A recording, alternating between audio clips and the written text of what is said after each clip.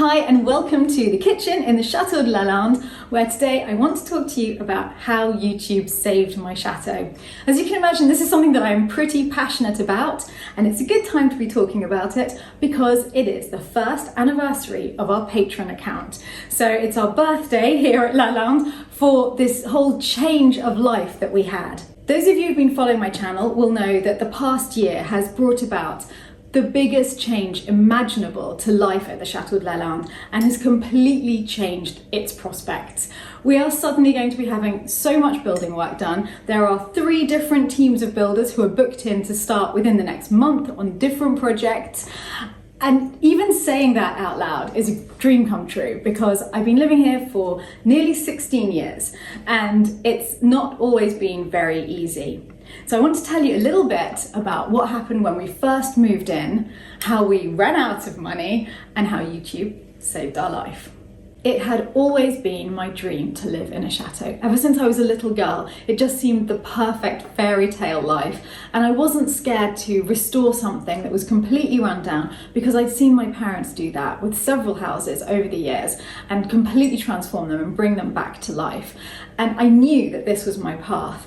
And for those of you who want to know exactly how I came to buy the chateau here, you can see my video, how I bought a chateau when I was 29. And that explains, I bought with my friend Nick. We each sold a 2-bedroom flat in London because we were both living in London at the time. And with the proceeds of just those 2 flats, we were able to buy the Chateau de Lalande, which cost 890,000 euros. And at the time, there was a good exchange rate. That was about 590,000 pounds. My parents and Nick moved in with me and my parents completely fell in love with Lalande, and it wasn't as it is now. It really was not as comfortable at all, and it had pretty much everything to be done with the major exception of the roof, which is in a great state. I mean, it's just an amazing roof on the main body of the chateau. However, everything else needed tackling. And my parents saw that this was going to be a very big struggle. I had planned to just do it incredibly slowly over the years, but they sold at the same time their house in England, which was a 7-bedroom house, and they were downsizing to a 1-bedroom house.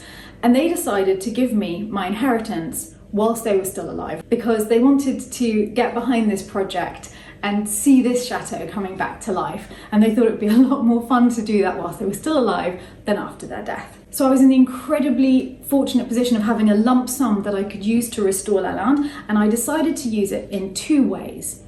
Some of the money I used to get a flat in London, which I would rent out to help cover our monthly costs, because I didn't see how we were going to be able to pay for the electrics, for the water, for the taxes, all of the things that we need to do each month. Then the rest of the money was spent on actually renovating the chateau. We spent the first few years doing the most boring parts of the renovation, the things that don't make a big visual difference but that are needed to save the structure of a chateau like this. And it's probably easier if I take you for a little wander around the chateau to talk to you about what we did.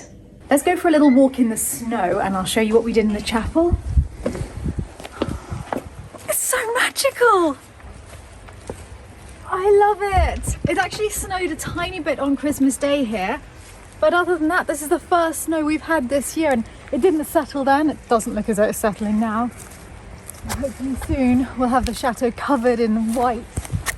The first thing that we did to protect the chapel is you see this huge tree stump here. This was a vast tree that would have taken the chapel out in a single go if it had fallen that way, or most of the west wing if it had fallen this way. So we had to take that tree down and we had to completely re-roof the chapel. The water damage inside is terrible, as you'll see when we go in. So that roof was the first thing that we did. It was put on in 2006. We arrived here in 2005 and we immediately ordered the work. And you see there's a little lighter bit of stone on the stone guttering that goes along the top. That was also broken, so we found a stonemason to repair the stonework outside. So the roof was in good repair. Then we thought, it doesn't matter how quickly we get onto the interior renovation, at least it's not getting any worse. But there were quite a few broken windows. You'll see one window is missing, and that's because it's gone away for restoration. We can have a look at the ones that we did on the inside.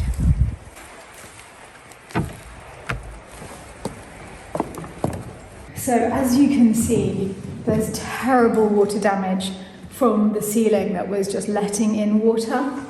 This is the worst bit of roof where the entire corner vault collapsed. It collapsed before we arrived, but this is what we inherited.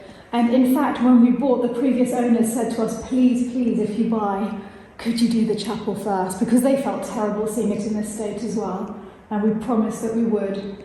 And that was the very first thing that we did, was at least saving it. And then bit by bit, we went through each of these stained glass windows. These have all been restored already. The only other thing we've done in the chapel is we've run electricity to the chapel. So we have these beautiful Fontini switches, the same make of switches that we have in the chateau. So we now have electricity inside, that's just outside, and a socket, so we are able to have a little electric piano in here, and we're able to use it much more. Isn't this amazing? I am so happy to be outside right now. Generally at Lalande, we're extremely lucky with the roofs, which really is the most a châtelaine can ever ask for, is a good roof. The roof of the chateau is sound. In fact, we haven't had any leaks, touch wood. A tiny one on the window of one bedroom, but the whole chateau roof, even in a torrential downpour, it doesn't leak. That wasn't the case with the outbuildings. Obviously, we've talked about the chapel, that was completely re-roofed. And we also had to repair this roof behind us. That one was leaking rather badly. And the only other roof we had to do was the roof of the greenhouse. So let's go around there now. The greenhouse was in a lamentable state, but it's so beautiful, and we didn't want it to collapse altogether because this is an important part of the history of the chateau, and it's also a wonderful usable space that my mother is madly in love with. So we re-roofed the entire greenhouse, and these were the original windows. They already had a kind of plastic in, but it had gone over time. It was just too old, it was cracked. We replaced it with something similar because it makes it much lighter than glass. And we added something quite ingenious, if I say so myself. We added a hydraulic system because these are very heavy windows. This one doesn't have it because it's every other window that we did. So here you can see I'm having to struggle to do this. And then it's held like this. But if this is knocked, then the whole thing comes crashing down. And I was worried for the safety of my mother, who was doing this every day, opening and closing them. There we go, see? My glove has already been attacked by it. So we changed every other window in this way. Ah, was it by itself? So opening is incredibly easy. Closing is actually the hardest part, but at least that means it's safe. When we first moved here, the entire walled garden was just a meadow. The whole thing, except for, I think, 2 or 4 small beds here, exactly where we're standing. And that was it. Everything else was just grass this high. So one of the first things that we did was to start to add more vegetable beds. And bit by bit, it grew. Oh, look at our chickens! Look at that, exploring in the snow. They're having a whale of a time. That cockerel is Catwoman, because when he was born, we didn't know it was a he, we thought it was a she. So we named him Catwoman because he was all black, just darling. He actually hatched in our incubator because he's a special breed, a Cotswold leg bar that we couldn't get in France. So we brought fertilized eggs, and then he grew in the incubator, and he was living in my bedroom and my bathroom when he was first born. So I feel very close to Catwoman, though if I'm honest, I don't think he remembers. I think he just cares about who's throwing food down. We're now standing in the middle of the walled garden, and when we first moved in and we started working on this area, we decided to split it into 3 sections. An orchard at the far end, and then a flower garden in the middle, and then the vegetable garden. The vegetable garden is now complete. The flower garden we planted, it was one of the first things that we did. My friend Nick, whom I bought with, came up with this design. We're eventually going to have a large fountain in the middle, but that's not just yet. And they're filled with roses, each of the beds. So we planted this box hedging, and it's done so well. It's really big now. For years we lived with tiny little ones, as we now have around the fountain, but it just shows that Given a little bit of time, it looks like this. I'll be honest, it's not the best time of year to show you the rose garden. You can see that we've put manure down, ready for the spring. But yes, this is what it looks like on a snowing February day. The last section is the orchard, which we've now split into 2 smaller areas where we'll be keeping the chickens. And then in the middle, Selmar's made a fire pit. And we come out here quite a lot. In the autumn, we were here regularly for bonfires in the evening and barbecues. Do you want a little peek to see what Mummy's greenhouse looks like now? It's like, hello MTV and welcome to my crib. Yeah, welcome to Mummy's crib. Yeah. I mean, as it says on the door, right? Right. But actually, it's just wonderful in here. We have chard, so we have several things in here that we can still be eating at the moment. We're eating the chard. These are the onions that my mother picked and put together earlier this year. This is our lemon tree, which comes in here for the winter.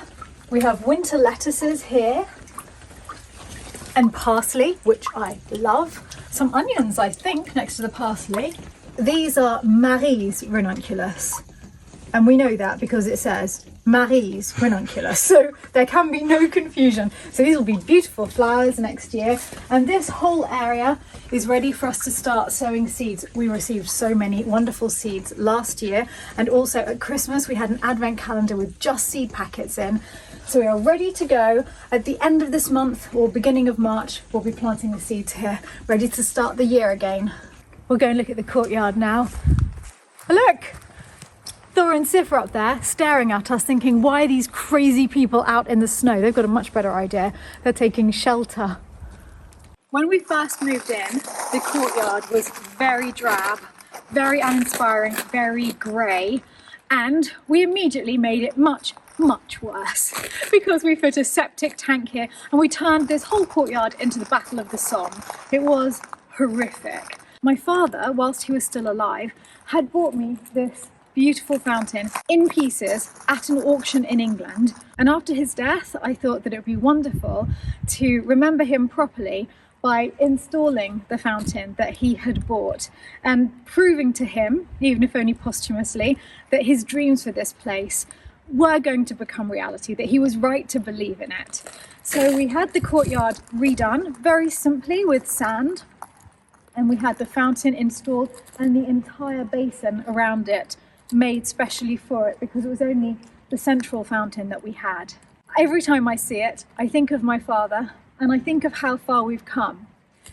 Then we started the major work inside the chateau, which involved tackling one major hurdle before we could do anything else, and that was the removal of asbestos cladding on every exterior wall downstairs. We knew about it before buying, so we knew there was a problem, and we had to get a special convoy to take it all away to special asbestos disposal, and it meant that we were left with walls that had just been sprayed with concrete back in the 60s or 70s and had no decoration left, so we were down to zero straight away. The next thing we had to do was to put plasterboarding up on every single external wall, both downstairs and upstairs, because we took the opportunity to insulate all of our walls. There's massive amounts of insulation on every wall of the chateau, except for some of the bedrooms where we had beautiful vintage wallpaper. We didn't want to lose the wallpaper, so those don't have the insulation. Once we had all of the exterior walls dealt with, we had a chateau that was quite dark, a bit dingy. There was very little natural light because extra walls had been put up throughout the 19th century, probably to make smaller rooms that would feel more comfortable and would be more easily heated.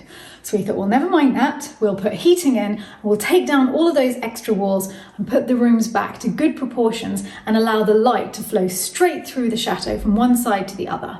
You can imagine that during that time, we were living with such builder's dust everywhere. Walls were coming down all the time. My father and I were so happy. Every time a wall came down, you'd see the light suddenly flooding into the room. It was incredible. Our dining room was originally 3 rooms. So by taking those walls down, we created the current dining room. We spent a lot of time thinking about what heating we would go for. We didn't want to use any fossil fuels. We thought the good thing about starting from scratch is that we can find something that's much more ecologically sound. So we chose geothermal heating. So we have 5 boreholes outside the laundry room of the chateau, going down 100 meters each, and they bring the heat from the ground into the boiler in the chateau, which acts as a reverse fridge to draw the heat out of the ground and then send it around the chateau. But the thing we hadn't really thought about is that although we'd insulated all of our external walls, we hadn't double glazed any of our windows, and there's over 100 windows here. And I just didn't have the money at the end of the renovations to do that, sadly. Because it goes round at a low temperature, geothermal heating works best as underfloor heating. Now, we couldn't do that upstairs because, of course, we have the beautiful original wooden floors, but downstairs, we'd had to replace a lot of the flooring anyway. Our billiard room had so much dry rot that we had to take up the entire floor and burn it to save the building. Our grand salon had originally been 3 rooms, so had 3 different floors. The same was the case in our dining room. So we thought we would take the opportunity to move all of our antique tourmettes, which is the word for terracotta tiles in France, down from the attics, and also buy many more, which were bought at salvage from all over France, and make beautiful new tourmette flooring. And all of these floors have underfloor heating below them, all the way from the petit salon through to the billiard room. Every single reception room has underfloor heating. So that was a great thing that we managed to do in the early years here. We also replaced all of the electrics in a 19-bedroom chateau, and we chose beautiful Fontini switches, which I think marry very well. They don't really stick out as too modern in the chateau at all.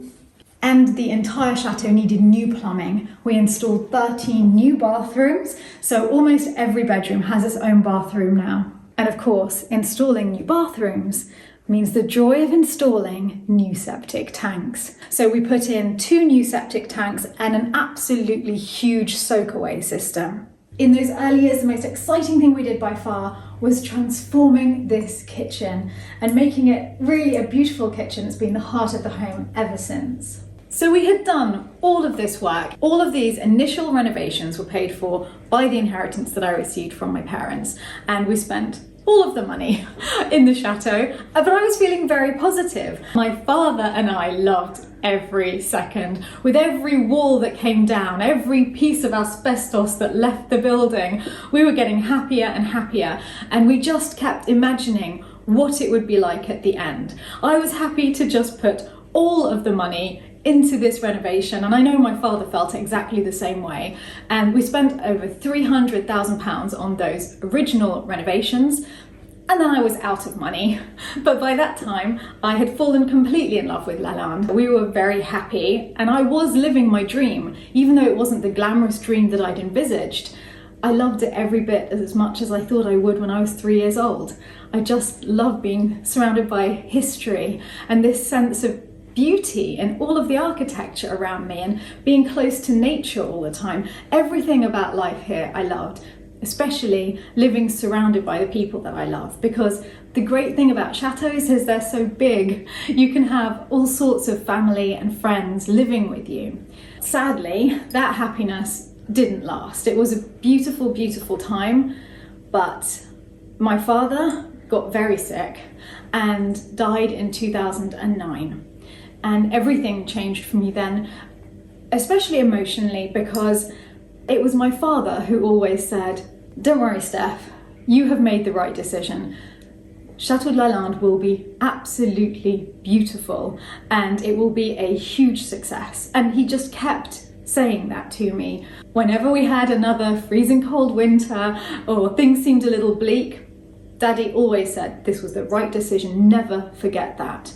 And when he died, I lost a lot of that optimism. My mother married my father in her early 20s. They spent their whole lives together. He was her best friend, and she was bewildered without him. And I felt that my rock had gone, my father had gone, and my mother, who was an absolute rock in my life, was not the person that I'd known before, because she was grieving as well. And luckily, she then met just the most wonderful man, Percy, who many of you will have seen in the vlogs. And thankfully, he brought such joy into her life, which was a joy for me to see as well and helped me enormously. But it did mean that she moved to South Africa to be with him for quite a lot of each year.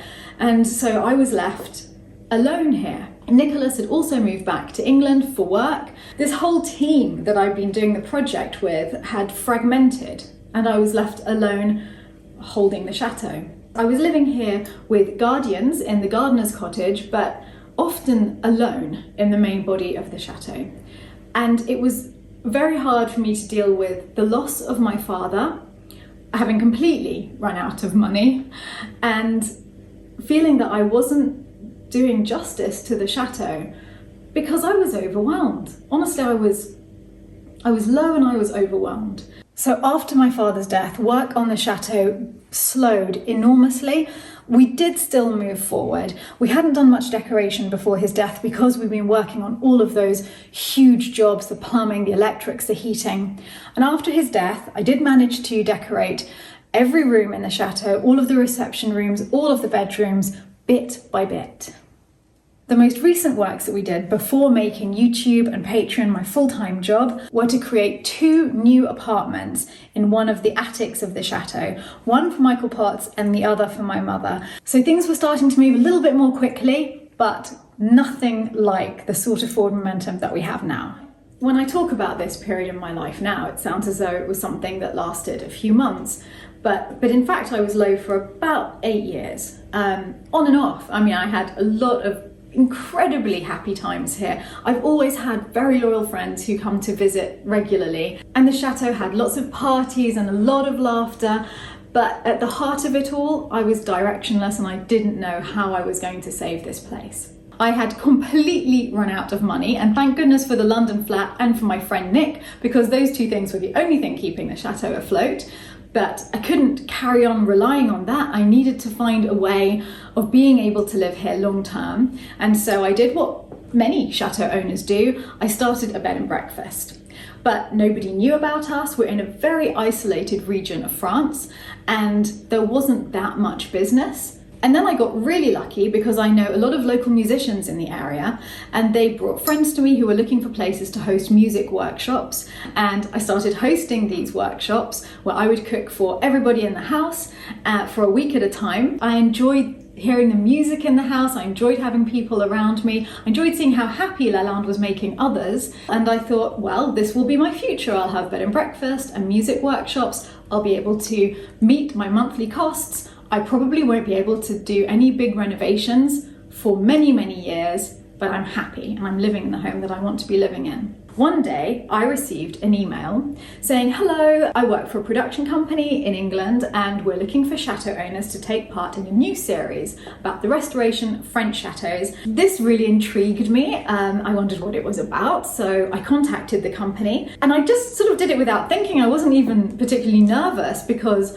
I thought that this would be, for a tiny production, maybe would never even happen. I had no idea at that point that I would be on Escape to the Chateau DIY. I loved the filming, I liked being part of it all, and more than anything else, I loved the fact that this chateau, which is so isolated, I mean, we're in a very, very rural part of France with the lowest population density of France, suddenly was being seen all over the world, and people were contacting and asking about Lalande, and this whole sense of community was building up, and that felt amazing. And it gave me the impetus to start an Instagram account.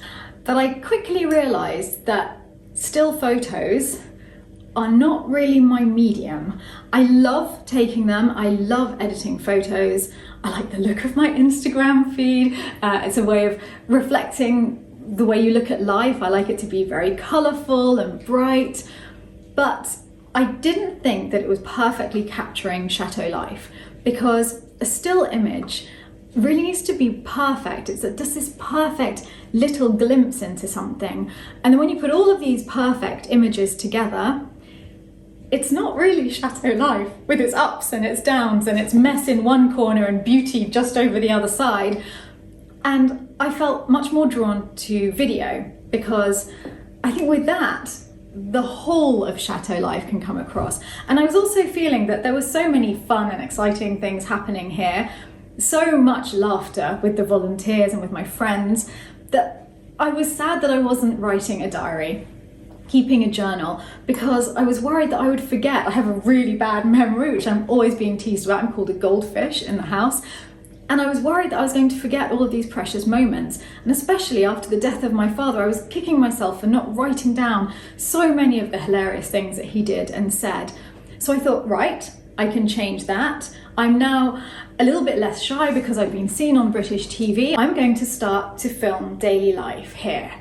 And I remember that filming that first video, which I made for IGTV in portrait mode, was really nerve-wracking. But I think already in that first video, which is still available to see on this YouTube channel, it's really chateau life. I have got a big party coming up, which is the party at which I first met Michael Petherick from Doing It Ourselves, and lots of the other chateau owners from the show. I'm trying to get a historic costume ready in time at the last minute with no idea of how to make whalebone.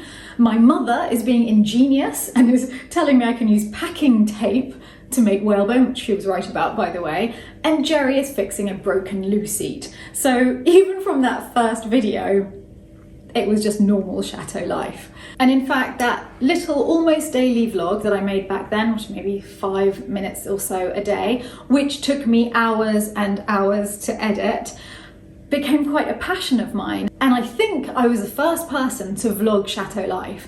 I never thought that it would be more than a hobby, but it was this way of sharing with the outside world and keeping that sense of community that I had had a taste of with Escape to the Chateau DIY. After a while, Michael Petherick, whom I'd become great friends with from that very first party, said to me, you know, you need to move to YouTube. That's the platform for videos, and you can't keep doing things in portrait mode. For some reason, I was really shy and afraid of moving to YouTube because I saw it as this huge thing where people might write really nasty comments, and I was in my little safe zone, my little portrait videos.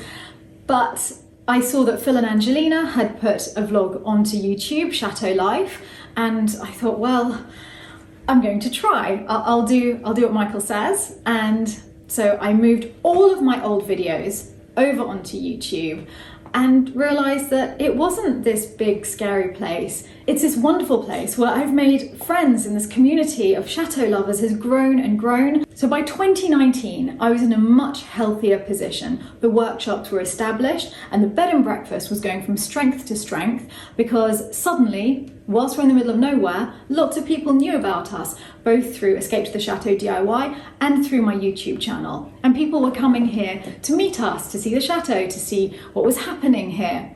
And I started to see a glimmer of hope. 2020 was going to be the very first year that we were going to break even here. And although we were going to be breaking even, that was just enough for our monthly costs and for our maintenance. It would never be enough for these huge renovations. So I needed a different strategy. Needing to find a new way to survive is something that big country houses have had to do for a very long time. Historically, they were owned by the aristocracy who lived off land rents. They would have vast estates and tenant farmers, and they could live a life of leisure, embellishing their home, which was a symbol of their importance in society. But that all changed with the advent in France of the Revolution, and then Napoleon continued to give a death blow to the aristocracy by announcing that all children must inherit equally, which meant that the huge estates could no longer be passed on to the eldest son. Because of that, many of the estates were broken up, as each child wanted to sell their own little parcel off. In England, a similar litany of disasters befell the country house. The First World War made land rents collapse. There was no longer the influx of money coming in to support these behemoths that really do require huge monthly costs. And on top of that, there was rising inheritance tax. So as each generation inherited, even though it was just the eldest son inheriting, he had huge taxes to pay and nothing to sell to pay it, because he couldn't sell the main country house. He had to keep that for future generations, and that is what killed the country house. In the course of the 20th century, over 1,000 country houses were destroyed in Britain at an inestimable cultural and heritage cost to the country. And a lot of these families were ill-equipped to deal with these problems because they had been taught for centuries that to be in trade was tremendously vulgar. So they weren't really allowed to look for other ways to support their homes. But luckily, there were pioneers amongst them. In 1949, the Marquess of Bath was the first member of the aristocracy to open up his home, Longleat, to the public. This caused a sensation. Can you imagine the gossip behind closed doors as people were saying, but it's so vulgar, allowing people into one's own home and taking money from them to run your own house. That is the way that it was perceived.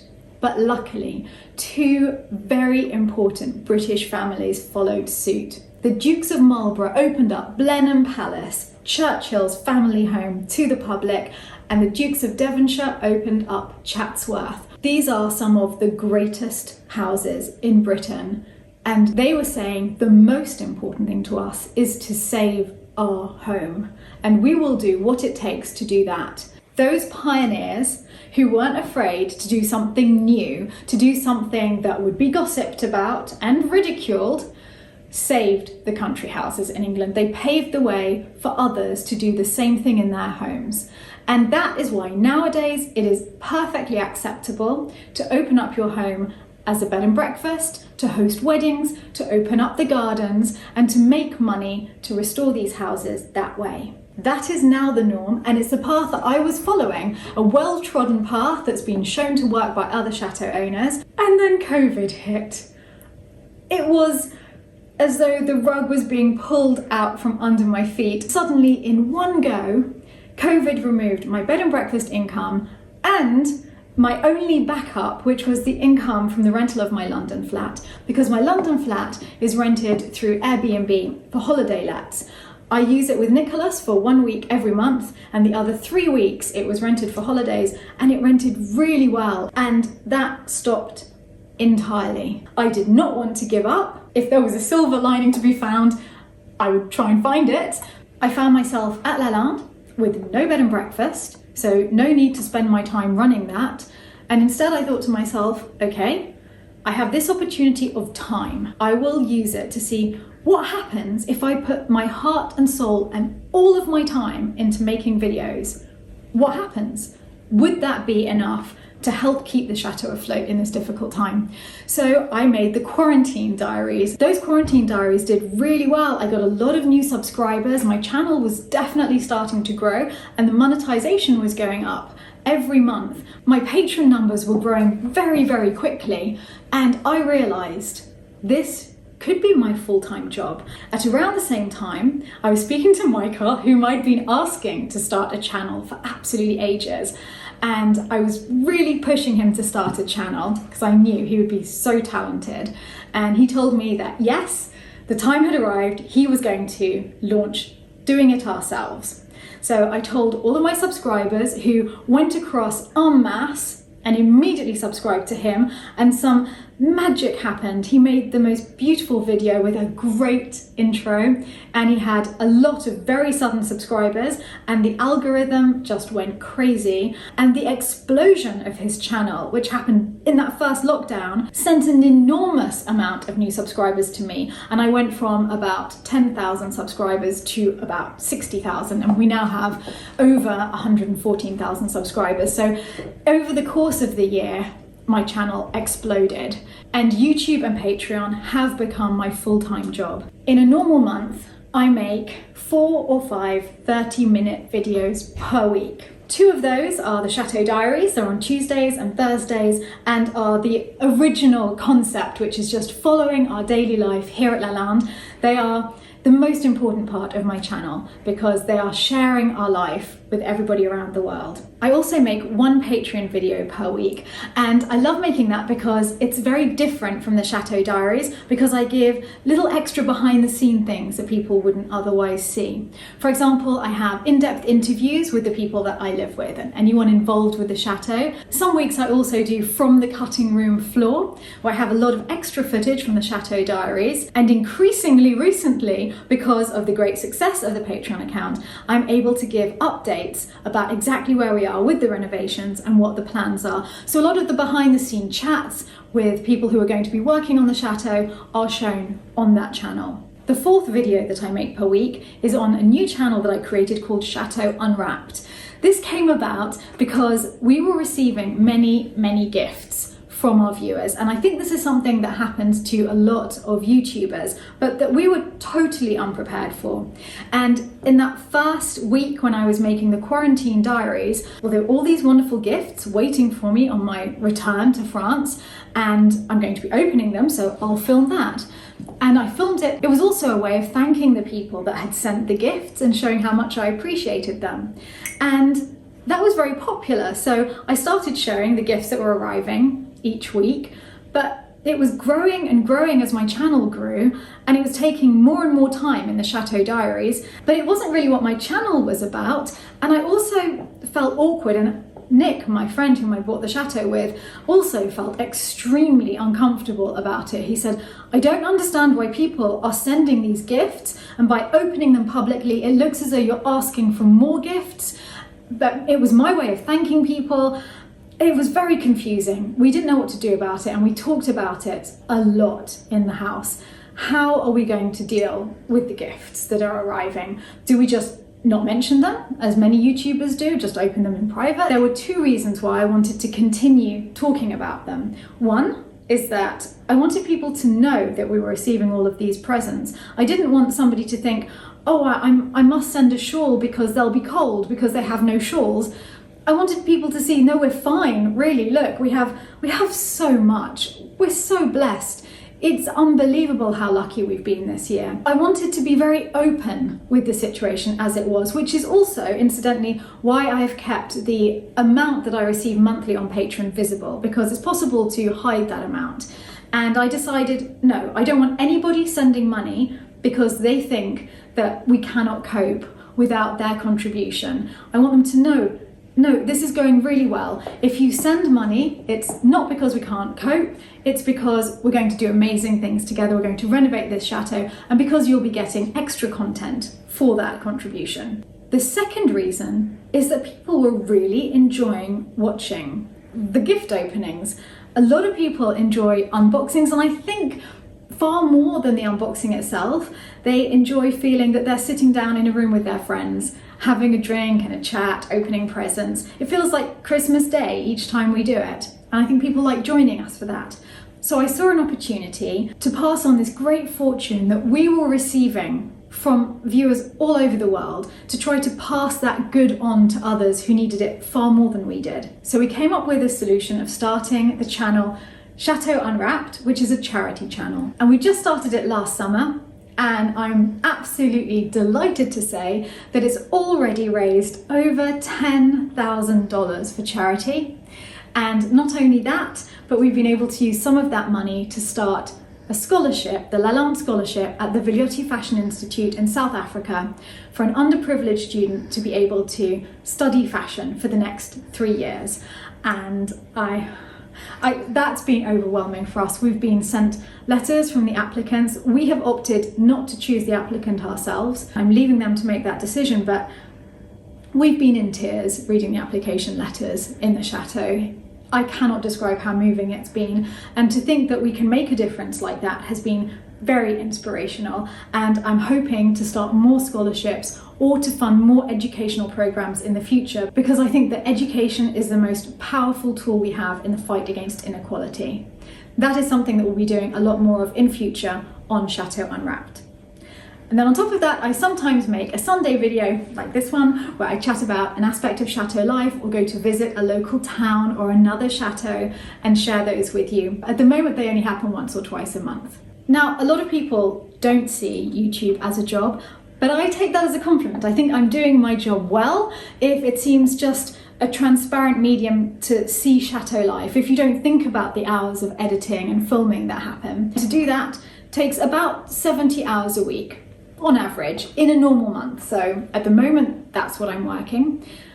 It was very different in Advent, because at Christmas we do a daily Advent diary leading up to Christmas, and that was very exciting but very hard work. We averaged 100 hours of work per week. Not only me, but the people around me who are helping to make the videos were working extremely long hours, like Philip, who's holding the camera at the moment.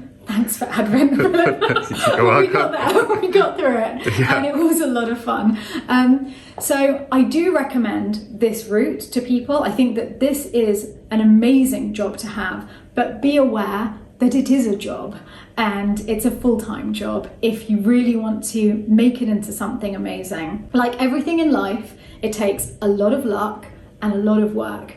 And if you put those two together, you have a golden combination to success. 1 year after the first lockdown, 1 year after launching our Patreon account, I'm able to look back at what we've achieved and realize that even if we had been fully booked every single night that the B&B is open, which is 6 months of the year here, we would not have done as well as we have done through ad revenue and Patreon. And if we'd been fully booked in that way, we wouldn't have been able to do any renovations over the course of the summer because we would have been busy running the bed and breakfast and wouldn't have been able to disturb our guests.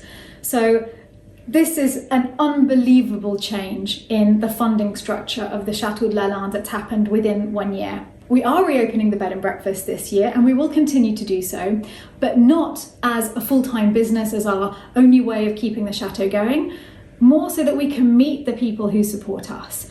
The chambre d'hôte rooms are no longer on booking platforms. They can only be booked directly through our website because we want it to be people who are coming because they're watching the Chateau Diaries, because they would like to join us and join our lives here, because that's always been the big important thing for me, is bringing life to the chateau and building this community around restoring the chateau. The bed and breakfast at Lalande is open from Thursday to Monday every week, and on Friday and Saturday nights we all sit together around a big table so that we can meet each other and chat about the future.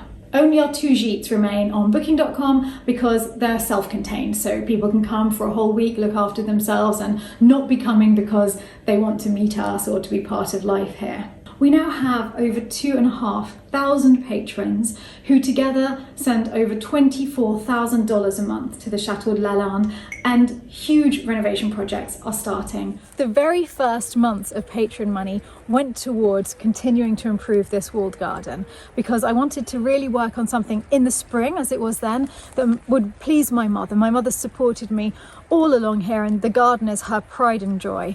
So we completed the symmetry of the vegetable garden. We put in new beds over the other side. So now we have 32 beds for vegetables, for fruit, for cut flowers. We had a lot of cut flowers this year. And we've also added these really lovely arches, which we're going to grow things over in the spring. Behind us in the distance, you can see that there's a fenced off area, which will have soft fruits grown against it to hide the fence, so gooseberries, etc. along there. And that is where we will keep the roosters on one side and the chickens on the other side. They're 2 huge areas. At the moment they have a much smaller pen. In winter we just let them roam everywhere. In summer they have to live in their pens because otherwise they eat all of the seeds. So I planted this little inner circle of box hedging that goes all the way around. And I was very pleased with myself. It was really hard to do. It was me and one volunteer here, Jamie. He's a great friend of mine and he's one of the funniest and best people I know. And he and I were alone here when we did this, and we had pickaxes in the boiling heat of summer making a trench to put this box hedging in. And then I was really surprised, because I knew it was tiny but it would get bigger one day, when people were berating it on the Chateau Diaries in the comments, saying there's just that straggly box hedging, it should be removed, it just looks ridiculous. I felt very protective towards it, but I did realise in the end that everyone was right, but I wasn't going to get rid of them. There was only one thing for it, and that was to make a bigger garden. And a lovely garden designer contacted me from Canada saying that she'd come up with a beautiful design for the courtyard, and would I be interested in seeing that and in maybe putting it into practice. And she sent this idea for making the box hedging areas bigger and planting lavender within, with a rose bush in each corner. And that's what we went with. The patron money this year has paid for the new planting of all of the box hedging, and then to really complete the courtyard, all of this new gravel which is exactly the same as the sand that we had before. And the lovely thing about it is it has this pinkish hue, which is very apparent when it's wet, like today, and then it becomes pale and almost beige in summer. We then installed amazing outdoor lighting, which changes different colours. It's just beautiful. I think in summer it is going to be used a lot. The fountain is so beautiful. The peacocks love it. They often sit here, which looks amazing in summer. We use it as a swimming pool in summer until we finally get a pool. We'll continue to use this. But in winter it's empty because we don't want it to be damaged with any frost. So it'll be empty until Easter. When choosing the gravel for the courtyard, we asked an architect to come and advise us, and she told us to look at the mortar between the stones in a building, because that was always collected locally. Even if stone was brought in from further, the mortar was local. And as you can see, it's got quite an orangey pinkish tone. And she said that this is the colour that we need to ask local quarries for, so we know that it's still coming from the same area. You see how pinkish it is? It's like a salmon pink. If I wet the stone, you can see the stones themselves are local and very pink. See? It's exactly the same. That's so satisfying when we found the right thing. It's just amazing. It's little things like this that make all the difference. As you can see from this, we are going to need to redo the facade at some point. And I'm hoping that that will be sooner rather than later now. This is something that we're going to be talking to the... Oh, I could just pull that bit off. Oh, that's so tempting. Don't pull that bit off. Why not? This is something that we're talking to the architect about at the moment, getting the entire facade of the chateau redone. Dreams that I couldn't imagine coming to fruition just last year, we're already able to be talking to an architect about now. It's been the most extraordinary year. In 2019, we had the chateau revalued because my friend Michael Potts, who'd been my boyfriend when I first moved in, was finally able to buy into the chateau. This is something that he'd wanted to do from the very first moment we bought, but he couldn't back then. So we had to get it revalued so that we would know how much that came to. And it was valued in 2019 at, wait for it, drum roll, 890,000 euros. Exactly the same price that we had paid for it in 2005 before spending over £300,000 on the renovations. And it didn't change my attitude to the chateau at all, because I want to live here for the rest of my life. I want to restore it. It pays me back every single day in the joy of living here and in seeing it improve. This is the most recent one that was restored, St. Cecilia. This was done last year. I'm very, very excited about her. St. Aloysius was done at the same time. And now we'll be working on these two. One of them's gone at the moment. The other will be next. The rose window and the window of the vestry. So this window is also missing. It's a circular window of St. John the Baptist. And they're the next ones to be replaced. As you can see, it is a gem of a chapel. And next month, hopefully, if the restorer turns up at the right time, we will be starting the restoration of the interior of the chapel for the first time since we bought in 2005. And that is all because of the YouTube channel and the Patreon account. So thank you to all of you, because this gem is about to be restored. The terrace is one of the next jobs. We've booked it in, and the workmen are coming in the second half of March because it needs big structural repairs. This terrace is very old. It's from the same date as the original wing of the chateau, from the 15th or 16th century. It has two rather little mysterious arched rooms inside it. We don't know if they were ice houses or if they were just used as garden storerooms possibly. And you can see inside them that things are pretty bad. We just have to scoot round the Christmas tree, which is waiting to go on the bonfire, through here. Our terrace is currently being held up with acro props. You can see the keystone is going from this vault, and inside the ceilings aren't looking in great condition, and there's big cracks as well. Here you can see the entire wall is bulging out. This is very bad here. this whole corner section is extremely precarious. And this isn't old damage, we're definitely noticing it deteriorating each year. Before the Patreon account, I could never have found the money to do this. So this is one of the most exciting things that the Patreon account will have done so far, is really look after the fabric of the building. Next month, once the terrace is completely secure, we'll be able to do far more exciting things with the terrace. For example, we're going to pave it with antique stone slabs and create a proper outdoor living room there. But none of that exciting stuff can happen until it is completely safe. Something that isn't included in this phase of the terrace restoration is the redoing of the stairs. Now, obviously we want to keep all of the original stones. So this is a huge job. It means dismantling the entire staircase and putting it back together again in the right order. And you can see here the reason that we need to do that. This whole wall is going over to one side. Now, in fact, the worst thing that will happen if this wall collapses is that this wall will collapse. It's not going to take the terrace with it. So we're focusing on the structure of the terrace first. Then we can move on to the steps. But they're quite precarious at the moment. Now that we're standing on the terrace, you can really see the problems that there are. This is actually the top of the vaulted room below us that we just looked at. You can see the stones coming out. Now that should absolutely not be visible. And on either side, the floor has sunk away. The only thing holding the terrace up at this point is the top of that vault. Here you can really see the difference in level. I mean, it would never have been a step like this to get in. Without paving, the water is just seeping directly into the terrace and straight through and affecting the stones beneath. So we need to get proper guttering, which we suspect was here in the past. We don't know what happened to the original flooring of the terrace, but you can see that there are drainage holes and there's the remnant of a stone gutter here. And in fact, if you look at this step, you'll see there is a hole underneath it.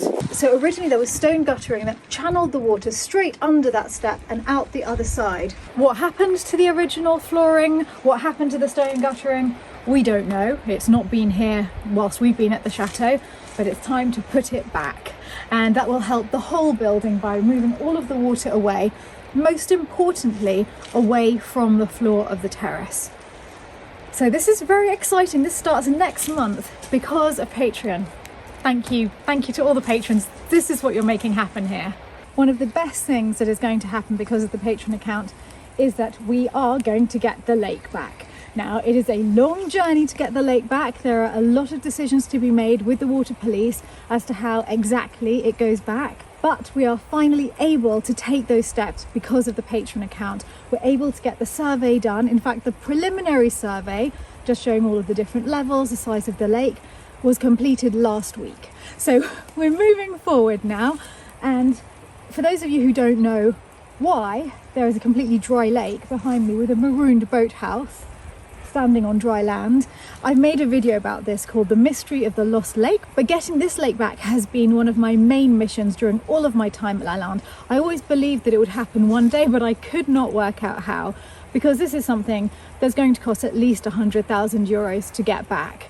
And now I feel that that dream is within reach. So we're finally going to be able to restore all of the historic water features of Lalande, because this chateau was built as part of a series of interconnecting lakes, several of which were on land owned by this chateau, because this used to be a 600-acre estate. Even though we now only own 60 acres around the chateau, there were at least 3 lakes in that 600 acres, I suspect more, and they were all working in a system together as fisheries and as huge batteries to power water mills to mill the grain. We're just walking back up to the chateau and I just noticed this. The daffodils are coming up. It might be snowing, but spring is coming. There's the evidence. There are many plans, and my patrons are the ones who know what we're working towards, what we're doing, where we're spending the money. Everything I receive on Patreon has to be accounted for as part of the renovation, and our annual accounts will be made public every year. That's the renovation side of things, which is being dealt with from the Patreon account. But incredibly, YouTube ad revenue has done so well that it's led to the creation of jobs here. I'm very, very pleased that during a pandemic, there's been the creation of 4 jobs at Lalande, 2 of which are funded by the Patreon account. That is Selma being employed here and Dan the gardener, because they're both working on the restoration of the fabric of the chateau. And within the house, so from my YouTube company, I'm employing Philip, who's holding the camera magnificently, may I say, Philip? Thank you.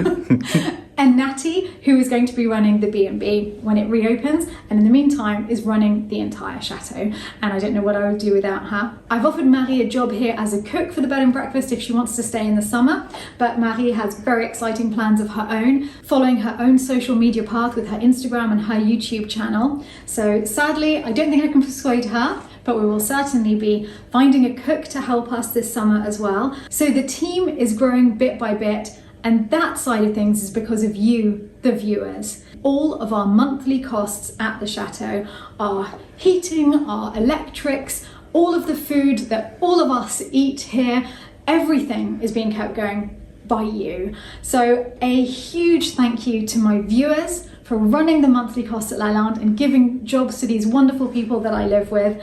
And thank you to my patrons for restoring this chateau. This has been the most extraordinary year. CNN published an article about the Chateau Diaries talking about its rise to YouTube stardom and how it's changed the future of this chateau. And I've been contacted by an academic who wants to do a research paper on this new funding strategy for stately homes and community projects. I've been approached by a member of parliament and by a heritage society to give talks about the funding of Lalande so that we can inspire other people to do the same thing with restoration projects all over the world. I cannot wait to see what the next year has in store for us at Lalande. I feel that there's such a huge team of us now, both inside the chateau but all around the world, supporting it, that wonderful things are yet to come. It has been a roller coaster ride getting here. This overnight success has taken 16 years. The lows were pretty crushingly low, but the highs have been unimaginably good. And I wouldn't have had it any other way. It's been the journey of my life and a journey that I want to continue. My life is this chateau. It's the restoration of beautiful homes like this. And more than anything, I hope that the success of the Chateau Diaries and of Michael's channel Doing It Ourselves can inspire other chateau owners to look towards vlogging as a possible way of saving their homes.